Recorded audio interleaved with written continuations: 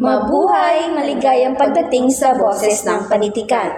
Ako si Yana. At ako naman si Vince. At ngayon, pag-uusapan natin ang paborito naming panahon ng panitikan na panahon ng pananakop ng Hapon o mas madalas tawaging gintong panahon ng panitikang Tagalog.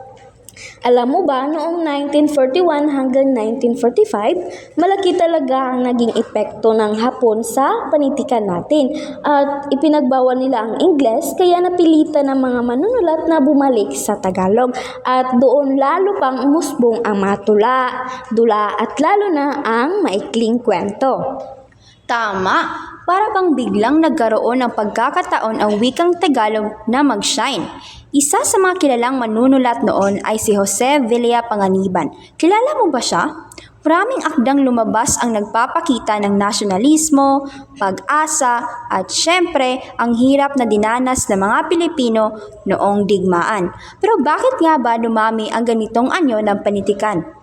Simple lang, mahigpit ang sensora ng mga Hapon. Hindi pwedeng direktang magpuna o magsalita laban sa kanila.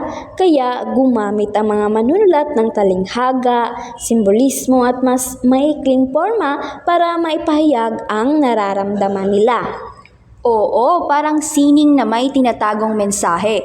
At kahit may takot at panganib, hindi napigilan ang mga Pilipino na magsulat.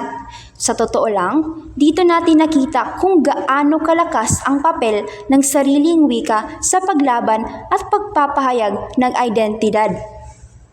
At dito nagtatapos ang ating usapan tungkol sa gintong panahon ng panitikang Tagalog. Maraming salamat sa pakikinig at sana ay may napulot kayong bago mula sa aming kwentuhan. Paalam!